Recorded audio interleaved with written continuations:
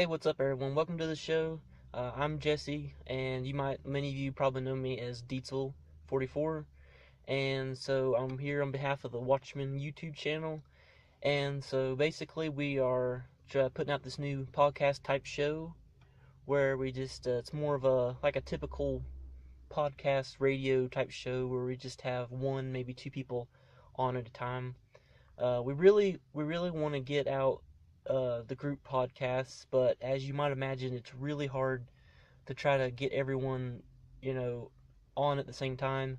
We're all in different time zones. We all have different things to do, and it's really hard to try to schedule a bunch of people at the same time.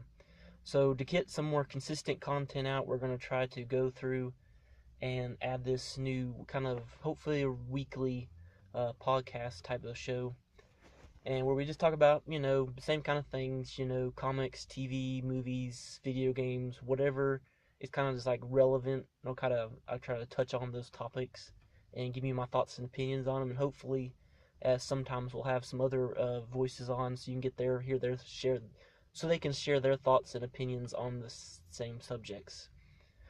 So to start things off today, we're going to talk about Thor Ragnarok. Thor Ragnarok just came out this last weekend. Some of you in other countries, I know it came out a little sooner. So I just want to start this off by just warning you all now. This will be completely spoiled, the movie. So if you have not seen the movie and you don't want to know, back out. You can come back later. It'll still be here, hopefully.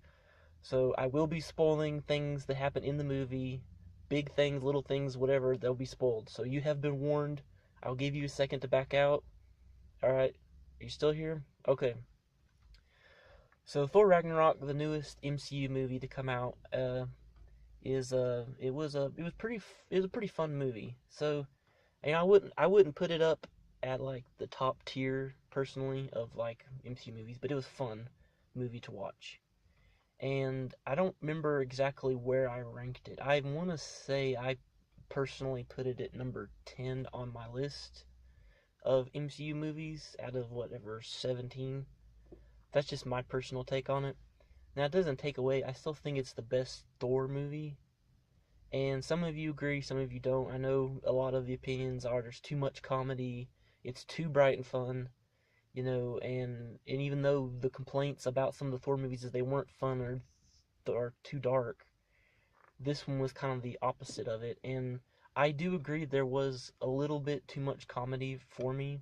It took away from some of the seriousness of the moments. Now, some of it was really, a lot of it was really funny, and I'm not taking away from that. And I can tell it seemed to be intended to be a comedy, at least from my perspective. But it definitely took away from the seriousness of some of the moments, especially when you saw Hela doing comedy, and I mean, like, she had like these lines where it's supposed to be funny, and I just kind of took away from how serious and bad she was. So looking at the characters, and so we get Thor, and Thor's kind of always been, I guess he's got a little bit of comedic to him, but he's went even more so in this movie. Now, in this movie, he obviously loses Mjolnir, and he has to fight Hela, who turns out to be his sister, which I'm not 100% sure, but I'm pretty sure that's not like that in the comics, because I believe Angela is his sister in the comics. You guys can correct me if I'm wrong in the comments.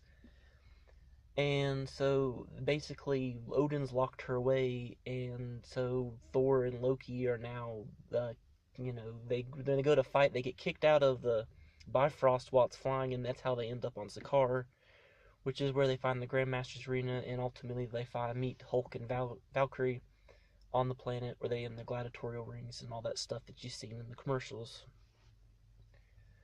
So basically, so Thor, he loses his hammer, so he has to rely more on his like strength and fighting, which, you can still admit he's still a really good fighter. Even he takes down the Hulk in the arena, he wins, which I would argue Hulk could beat Thor without a hammer for sure, but Thor is definitely a good match for Thor. So looking at Thor's character, he's going to be a lot different heading into Infinity War, because in the movie he loses Mjolnir, he gets his hair cut, and at the end, which kind of caught me by surprise, because you can tell because they showed the same scene in a trailer as they did in the movie, but they edited it out, that his eye, when he loses his eye, when Hela takes it out, you see that same scene in the movie, and like, oh, they edited his eye in for the trailer, so no one would know that. So now he's got this old Odin vibe going on with his little eye patch. And so that'd be funny if they come in Infinity War and make like a Nick Fury joke when they see Thor with his eye patch.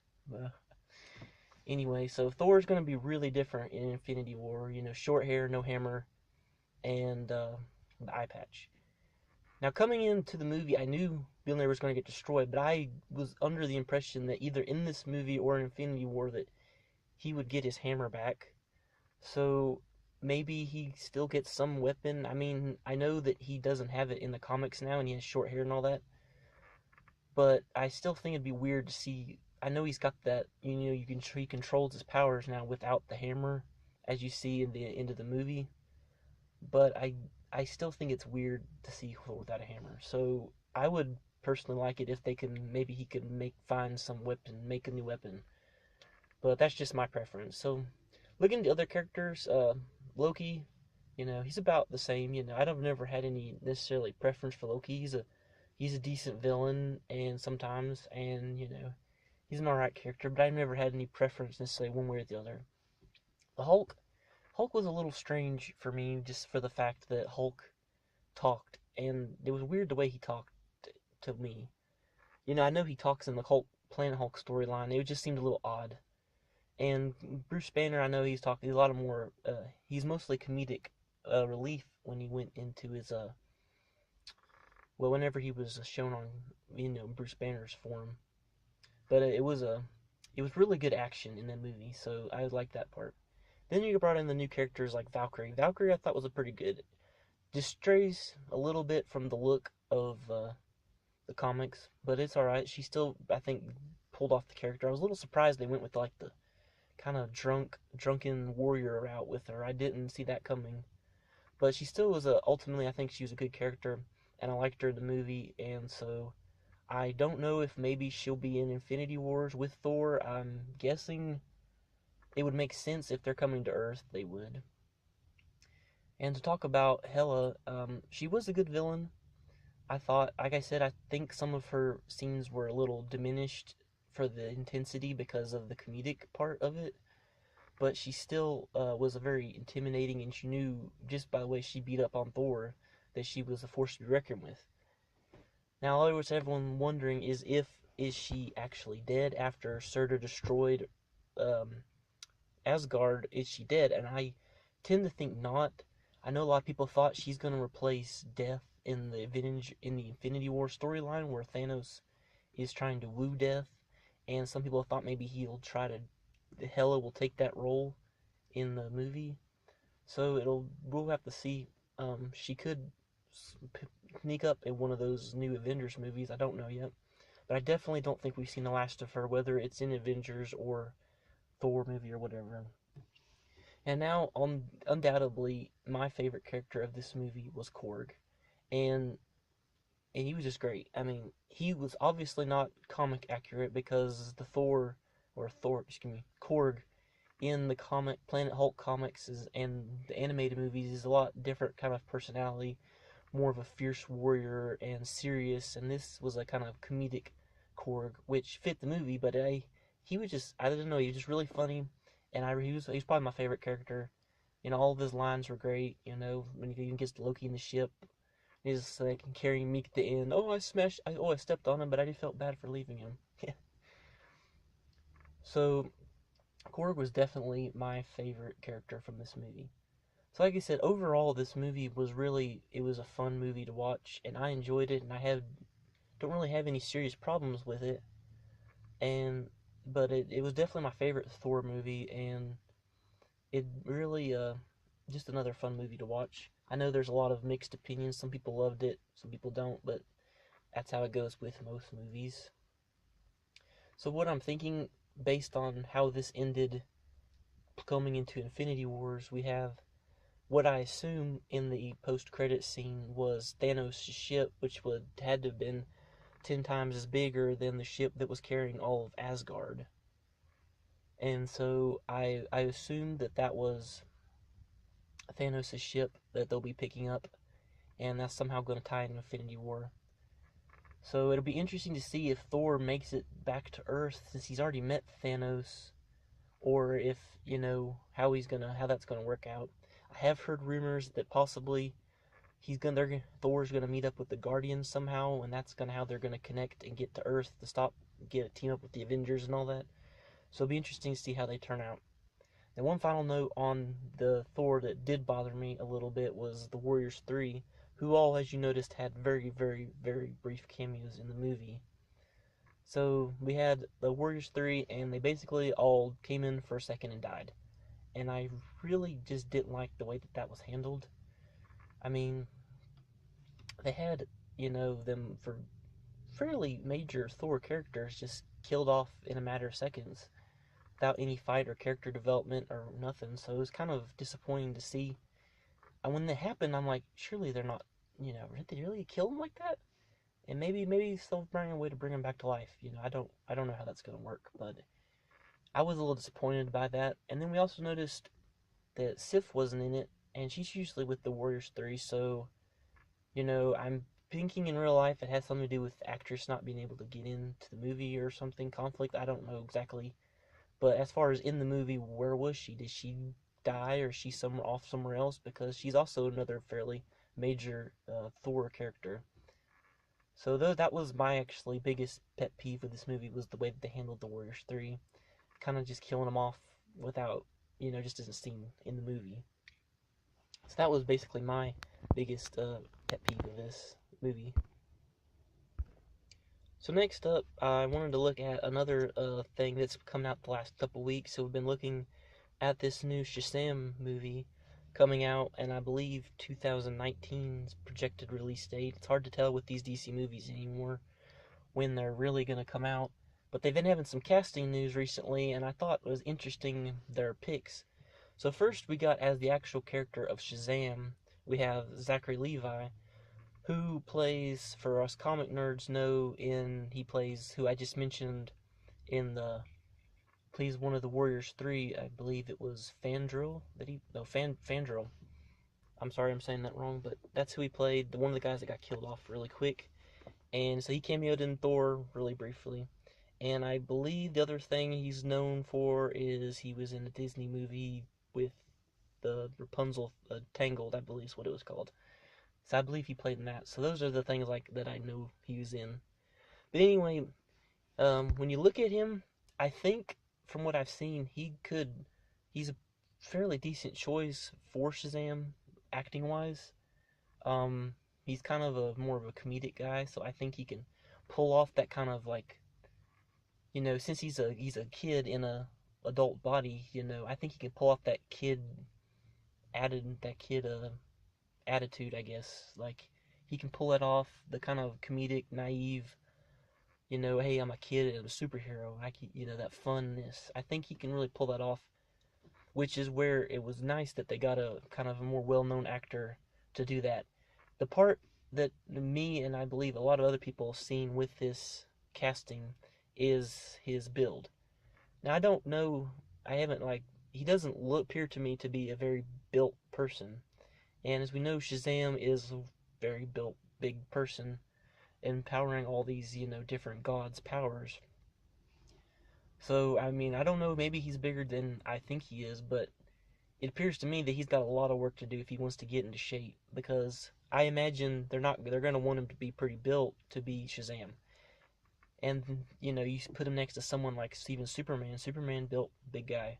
And then, of course, his arch rival, who we all know is The Rock playing Black Adam, it's going to be a real big size difference.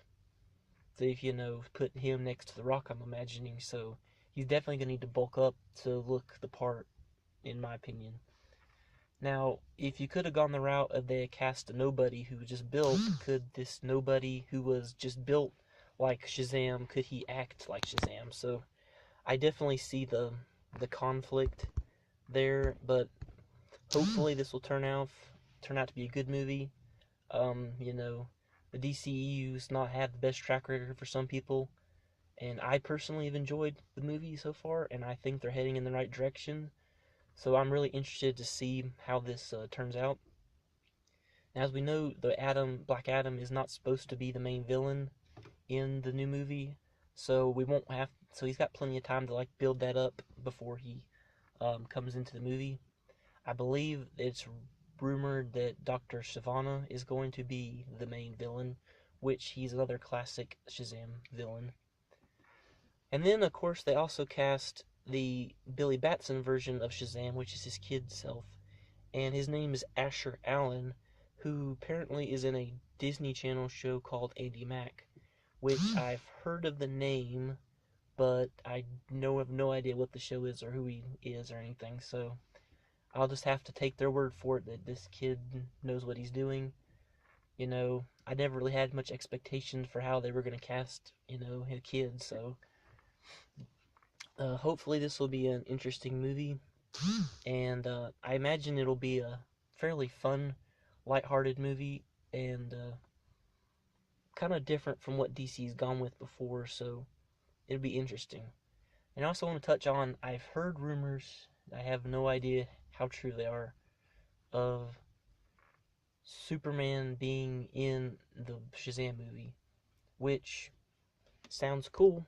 I like team ups and all, but I don't know if that's necessarily the right route to go for the first Shazam movie adding Superman in, because he kind of like overshadow.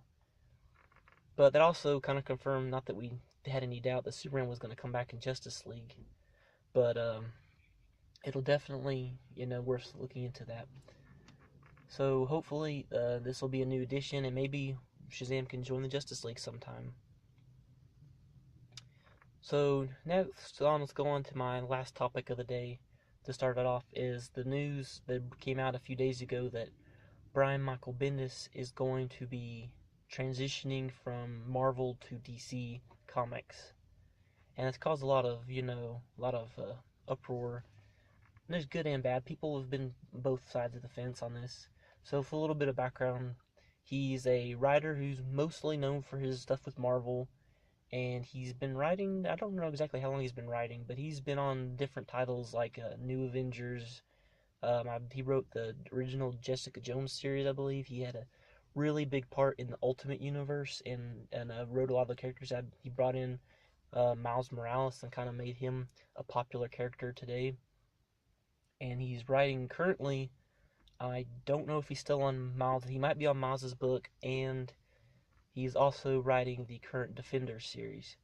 So obviously, I believe he's going to be since he's leaving Marvel, he'll have to drop those books and get new writers. It's not yet clear what he's going to be writing on DC Comics. I've heard lots of different options, so I don't know what he's going to be, if he's going to be writing like a big in time comic, or if he's going to be getting maybe some of the smaller, lesser known characters. We'll still have to wait and see. So let's kind of look at it from both perspectives. So looking at it from Marvel, they're trying to go with their legacy theme, which is kind of copying DC's Rebirth, where they're kind of going back to the basics. They brought back the numbering for all the different comics, and they're trying to bring back that nostalgia that people were missing. And so they're kind of working with that. I haven't read a ton of the Marvel legacies, but it's been alright so far. But the one thing that I thought Marvel needed to do with these legacy titles was to get some different writers on them. Because, a lot of them, I noticed they still had the same writers, and a lot of them didn't. So I think that it actually is beneficial almost for Marvel to move on from Bendis and get some new talent in there and some new blood on different books, and just see what these other writers can bring to the characters. So I know Bendis, he's been around these Marvel characters a long time. He's written a lot of events, and he's been kind of hit or miss. He wrote, personally, one of my favorite series was New Avengers, and he did that, so I definitely enjoy a lot of his work, but I know recently he hasn't really done anything for me that I've enjoyed that much. So now moving over to DC. I've heard lots of different things. I know Justice League, I thought sounded like an interesting title for him to pick up, because Justice League has not been very popular as of late and have been kind of flat stories. I personally have enjoyed Justice League alright, but I know most people don't share my feelings on that. So I definitely think that would be a good option for him to pick up. And I've also heard other, maybe some like single title series like Batman, Nightwing, Superman, all these different things. And I said, I think he could do good jobs. I personally, if he's not, I don't think they should just like give him like the biggest book like a Batman or a Superman, Wonder Woman off the bat. I think, well, Justice League's about the only exception for like a big name book that I would give him right off the bat. Maybe kind of ease him into it and give him like maybe a Nightwing or something like that. One of the Bat family, Red Hood and Outlaws or Batgirl or something like that. So that I would think those were the titles I would think he would kind of fit on. And let's see him kind of ease on and see how he does, and then maybe we can move him up to something else.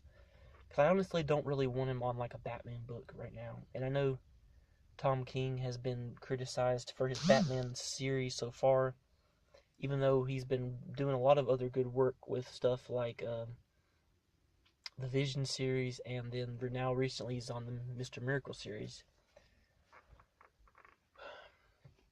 So this will be definitely interesting to see how that turns out.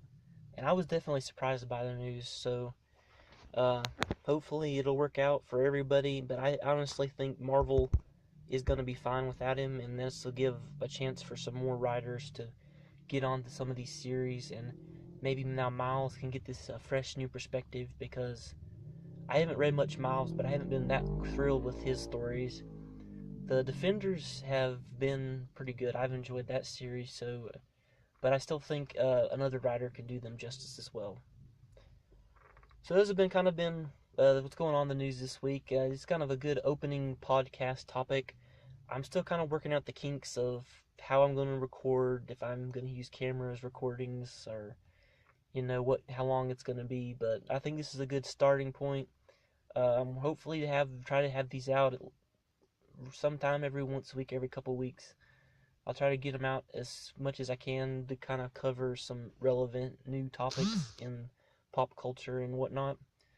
I'm guessing next time we'll probably have a Justice League themed episode if I can get to see Justice League, planning on to Friday. So next Friday, so hopefully after that we can have a kind of a Justice League review and talk about what's going on with the DCEU after Justice League. So thanks for watching and listening anyway, and please make sure to like and subscribe, and look forward to some new content coming out from the Watchmen later.